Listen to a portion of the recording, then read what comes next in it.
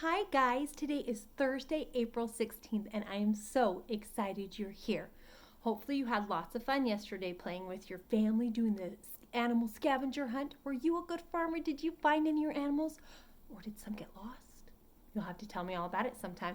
All right guys, so today we are talking about a new animal. Can you remember animals we've already talked about this week? Cows were on Monday, that's right. What else?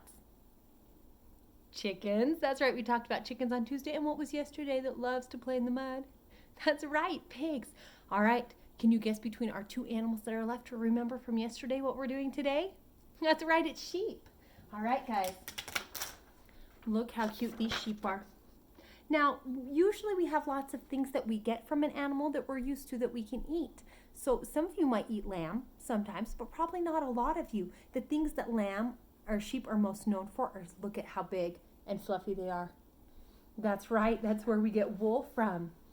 All right, guys, I'm going to try to be less shaky today as I tell you all about sheep. So sheep are herbivores, are most of the animals that we have talked about, actually all of them, which means what? Do they eat meat? Nope, they only eat fruits and veggies and plants. Now, sheep usually live in grassy plains because that's what they like to eat, in mountains. And they think that they originated from Asia and Europe. Do you remember where Asia and Europe were on the map? We've got the whole globe in our hands. We've got North and South America in our hands. We've got Europe, Asia, Africa. That's right, Europe and Asia. Maybe if your mom and dad have a map, you can look at it and show them where Europe and Asia are. That's where they think that sheep came from. Now, sheep are incredibly intelligent and have the ability to do simple problem solving, so they're super smart. Sheep also have very good memories. They remember things. They can remember fellow sheep as well as humans for a few years. Is that crazy? Sheep, like some other creatures, have the ability to display emotions. So you can tell by the way that they move how they feel. It's whether their ears or the different vocalizations, which means different noises that they make. Now, guys, I actually lied to you in a video earlier. I'm so sorry. Pigs are very smart.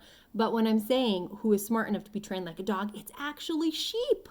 I'm sorry, I was wrong. I had remembered reading it and thought for sure it was pigs, but it was not. Sheep are. So sheep are about as smart as dogs. And so you can train them and they're super smart. All right. Now, other things to know about sheep that is crazy is that when we get sick, what do? We maybe go to our mom and maybe she gives us some medicine, or we go to a doctor. Guess what? When a sheep becomes sick, they will seek out specific plants to self-medicate. Self-medicate means that they know where to go to get special medicine to help them feel better. I thought that was pretty cool. Now, a female sheep is called a ewe and forms a very tight bond with her baby. She's a really good mama. A mother sheep will be able to recognize her baby from its unique call or bleat. Can you make a sheep sound? Bah. Well, guess what? If I was a sheep and went bah, my mom would come running because she would know it was me. All right, sheep are also very social animals, which means they love being in a group with lots of people. And from birth, they are very independent and playful, and sometimes they're mischievous. That's a new word. Do you know what mischievous means? Mischievous means sometimes they get in trouble. Sometimes they go exploring and they make kind of bad choices and they don't mean to. So anyways, sometimes Addie and Bryn, they get a little mischievous. Do you? Yeah, but it's important that you remember to listen to your mom and dad, and it's all right. All right, guys, today we're talking about sheep. Those are super cool things. I'm sorry again. Why did I think pigs were smart like dogs? That's not true. It's the sheep. Anyways, so today we're going to, for our art project, we're going to make sheep. And we're going to be sheep. And maybe we can even learn how to do tricks as we pretend like we're sheep, just like sheep can do because they're smart like dogs. All right, so today I have a paper plate. And if you don't have a paper plate, do you remember what you can use? That's right, it's a circle. So you can draw a circle or you can cut out a circle. Now this one's a little tricky and your mom and dad might have to help you with this because this is a little hard. I'm gonna try it with little kid scissors and I might regret it. You're gonna take your plate and you're gonna fold it in half. Now, if we are making this a mask to be like a sheep, we need to cut out the middle. So Miss Sarah is going to cut. Ooh, it's a little hard, but I can do hard things. Cut around and go all the way in the middle of the circle. Ooh, cut. I'm almost there. That actually wasn't so bad. I bet you guys could do it. All right, here we go. Pop. Perfect. All right, so now we have a circle within a circle. All right, and what we are going to do is make this into a sheep. Now, sheep they have wool on them. And so they go ahead and shear it off and they can make it into clothes that people wear. If you really want to be warm, you can have a wool sweater, or I think they make some suits for, if your dad get all dressed up, you should ask him and say, hey Dad, is that suit made out of wool? If it's a winter one, it probably isn't. It keeps him super toasty warm and super hot if he doesn't want to stay warm. And so it's made out of wool. All right, guys, so here's your sheep mask, and it's going to go like this. Now, we know that sheep are a little bit soft and fuzzy because they have that material that gets turned into fabric for people to be able to make things. And so what do we have in our house that is soft and fluffy? I'll give you a hint. Sometimes you find it in your bathrooms, and your mom might use it when she does her makeup. Cotton balls, that's right. All right, so here are our cotton balls, and we are going to put these all over our mask. Now, you have a few options. You can use a stick of glue, like I said, but sometimes it's a little hard to make them stick. So I grabbed, and have already lost, here it is, liquid glue. That'll make it a little bit easier. But the first thing you need to do is prep your cotton balls. So this is a good fine motor skill. So I want you to take this, and I want you to grab your fingers, and I want you to pull. Good job. And pull, and pull. We want this to be pulled out. When you get it like this, it's really thick. See how thick it is? Kind of how deep it is? We don't want it thick. We want it thin so it can cover. So you want to pull it out and for it to be little pieces like this. Pull, pull. Even when you pull one, you can pull it into lots of pieces. And you're going to want to pull it like this. Now, I personally want my sheep to be super soft and super cuddly. And so I am going to pull lots of these, okay? Now, sometimes this can make messes, so it's important that as soon as you're done with your activities, you check the floor. What does Mr. Matt say at the end of when you finished all your activities? What do? Go to your tables and help clean up. So guess what? At the end of activities today, I want you to go to your table you've been sitting at and make sure that you help clean it up, because a clean home is a happy home. That's a motto in my house. A clean home is a happy home. All right, guys, I think I have enough. Look at this. I have a big pile of it. All right, so what I'm going to do is I'm going to take this. Now you have two options. You can go like this and have it catch in, but I kind of like this because I feel like it fits my face a little bit better. So the bumpy side is on the outside, but you can do it any way you want. So I'm going to set it down. I'm going to get my glue and hope my glue works. Oh, it does. All right, so I'm going to get my glue and I'm going to put it all over around here, and I'm going to make sure I go up and down to cover it all so I can make sure that it's super cozy. So here I go. Oh, I might need two hands. I haven't used this glue before. Sometimes it's hard to push out glue, but if you use your muscles and try your best, you can do it. All right, guys, I'm halfway around. Oh, almost there. All right, I'm doing a zigzag pattern because that way I figure if I stick it on, it will work. All right, let me show you what I did. Can you see it? Zigzag. Oh, I just dropped glue all over. Accidents happen. All right. Well, we'll put that on my piece of paper. All right, so here we go. I'm going to go and I'm going to stick on all my cotton balls. All right. I'm going to make sure if they seem too thick, I'm probably going to go ahead and pull them apart some more to make sure. And guess what? I didn't do enough. I thought I'd done tons, but I'm going to need to do some more. And guess what happens? Because I got a little glue on my hands. I have cotton stuck to my fingers, but I think it feels kind of cool. So I'm just going to keep going because I'm almost done. I want to make sure that I'm nice. Let's see. Oh, that one's a little thick. I'm going to pull it a little bit more. All right, guys. Do I look like a soft, cozy sheep? I'm going to have to fix this piece right here so it's not covering me. And pull this piece up a little bit and push it down. All right, now, guys, for this one, we're missing something. And when you look at a sheep's cute face, my eyes are going to be his eyes. Look at how dirty my hands are. But he needs ears. So you can pick whichever color you want. But guess what? When I made my cow on Monday, I had pulled out what? Black construction paper. So I still have some here. Look, you can still see the holes from when I cut out my stuff for my cows. All right, I want rounded ears. So what I'm going to do is make a triangle kind of, but with a top, or maybe a half oval. And I'm going to go up and around and around, like I'm making a circle, and around. And that's going to be one of his ears. And I'm going to do another one. If you only want to cut once, you can take your piece of paper and fold it in half. And then you only have to cut it once, and you get two that are the same size. I didn't think of that till right now, so I'm going to have to do it twice, but that's okay. All right, turn to my paper. It helps if you cut it into a smaller piece first. All right. Here are my two ears for my sheep. They're kind of the same. All right, I'm going to get my glue and put it on again. I'm just going to do a straight line right across there, and then I'm going to put it behind here. Oh, there we go. My hands are going to be so sticky. It's a good thing I can wash them when I'm done. All right, and one right here. Now, one other thing you can do that they had in the picture, oh my goodness, they are not sticking, that they had in the picture that I thought was super cute. If your mom has some ribbon, you can do ribbon and make a cute little bow. Bah! I'm a sheep.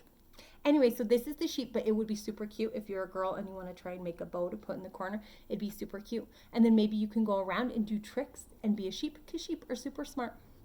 All right, guys, that was our art activity that got a little bit messier than I planned on, but that's okay. Glue doesn't hurt anybody. All right, so our next activity is Mr. Matt's math activity. Where did I set it? Guess what he's going to have you do? Count sheep. Did you know that sometimes when people have a hard time falling asleep, they say you should try counting sheep?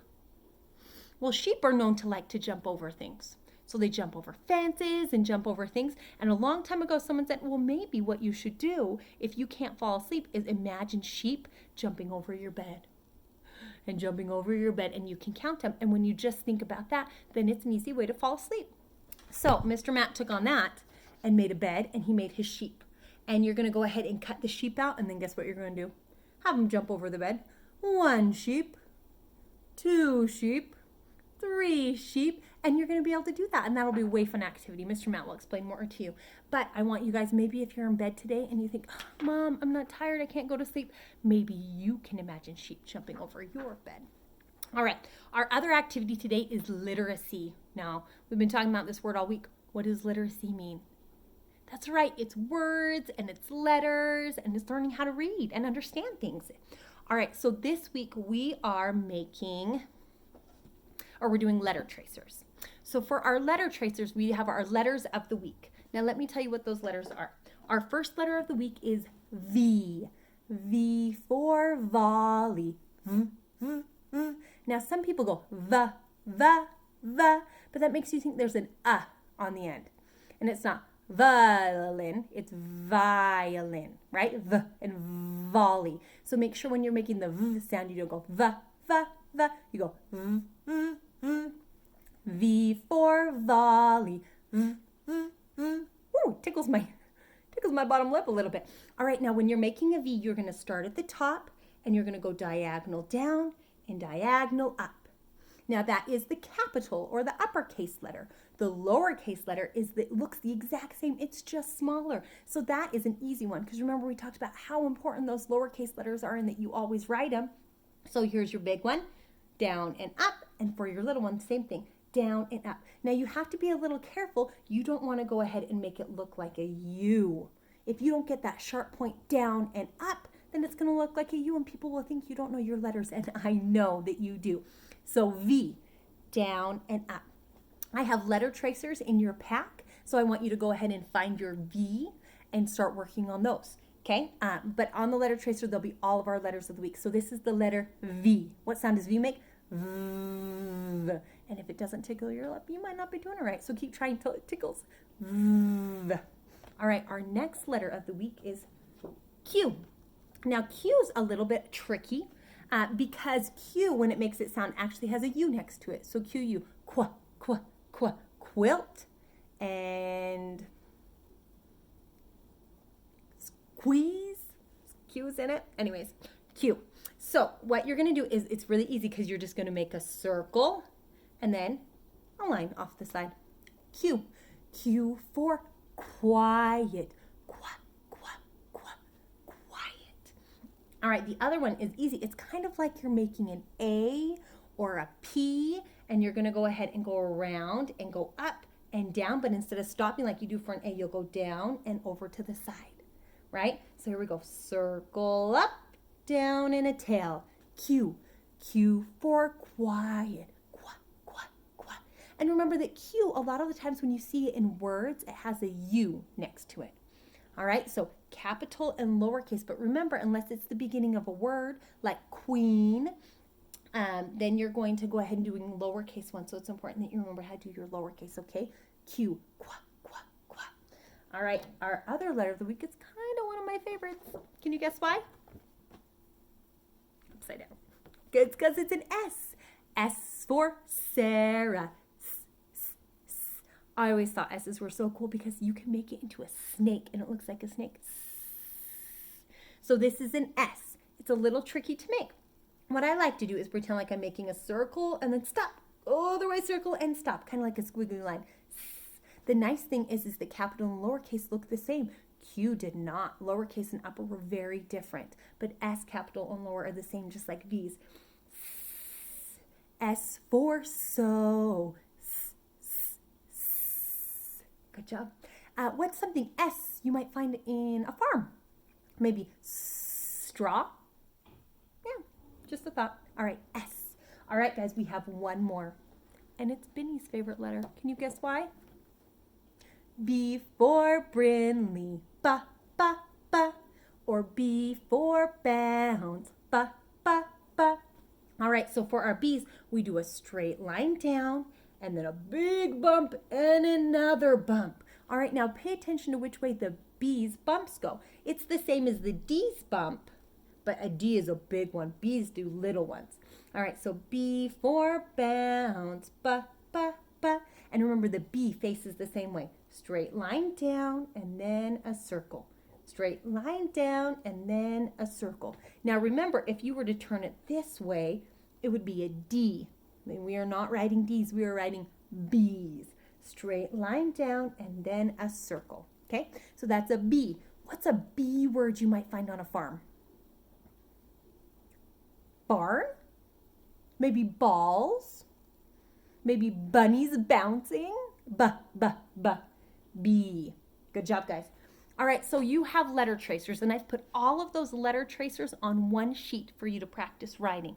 So I'm going to write them here on here so we can talk about where the lines are and what we're going to do, all right? Bear with me here. All right, so we're going to start right here, okay? And so first I'm going to write a V. I'm going to start at the yellow or red line, and I'm going to go down and up. That's a capital V. And now I want to go to the dotted line. Most of my lowercase will stay underneath that dotted line. Down and up. V. All right, what was my next letter? Q's. That's right. All right, let me erase it. All right, Q's are the same. You want them to stay between the two lines. So there's my red line and there's my blue line. I want to stay in there. So I want to start my circle at the red line and go down to the blue line and come right back up. And then that middle dotted line helps me know where I need to do my line from. Q, qua, qua, qua. All right, now most capital letters go ahead and have parts underneath the line. So if I'm making a Q, I'm going like I'm making an A, but I'm going down and back up. Q, qua, qua, qua. Now make sure it's really important that you stay on those lines. When you guys go to kindergarten, that's what your teacher's going to want to see. All right, what was our next one? S. That's right. So for S, you're going to start right here in the middle between the dotted line and the red line, and you are going to go up and around, and then you know when you hit the dotted line, you're going to switch and go the other direction. S. S for so. S, s, s. All right, now here's this one. You're going to start underneath the dotted line because it's a lowercase and they're smaller, and you're going to go like that. S. All right, last one is B. All right, same thing. You want to make sure you don't go above the red line and you don't go below the blue line. All right, so you're going to go straight line down and you're going to do a bump and you stop at that dotted line again. That's a good way to remember. It's in the middle. And then a bump. B, Binny. Bunny. All right, here's our next one. Straight line down. And then you're going to come up and B. See how it's bumping on the same side? Now, guys, if I went like this, is that a B? No, that's a D. D for dig. Da, da, da. Just remember, if you're trying to think if it's right, imagine your capital B, but you took off your top bump. And if it looks the same, B. All right, guys, so those are your letter tracers. I thought it'd be easier if I wrote on here than trying to do it on a piece of paper and showing you. All right, so we have done art. We talked about Mr. Matt's math. We've done literacy. And now we need to do, our game today, our outside activity today. Guess what you're going to play? You're going to play Farm Duck, Duck, Goose. But guess what? I don't want you to say duck, duck, goose. I want you to say chicken, chicken, pig. Or I want you to say cow, cow, duck. Or maybe what's another animal? Horse, horse, sheep. Okay, and I want you to go around and play duck, duck, goose. Now, if you're a 5-year-old and you're crazy smart, I want you to try something super sneaky, okay? I want you to make the animal sound when you pick the person. So you'll go cow, cow, moo. And when the person you touch, when you moo, that's when they jump up and run around the circle and try and get you. What do you think? I think it could be lots of fun. Now tell your mom and dad it is their job to play Duck, Duck, Goose Farm with you. Miss Sarah said so. It's part of your curriculum. It's important to be able to do. And who doesn't need to sit on the floor and jump up and run around in circles? So make sure that you do that with your mom and dad. It should be lots and lots of fun. All right, so we have done that. I feel like I'm missing something. Oh, then we have our extra activity. Oh, I remember our science. Guys, tomorrow we're doing a science experiment. Now, it's been a little bit of time since we've done a science experiment and been at school with Mr. Matt. So I wanted you to remember the parts of doing a science experiment. So we're going to do one that we've done before just because we thought it'd be lots of fun. So what we're going to do is we're going to get our Diet Coke and we're going to put our Mentos in.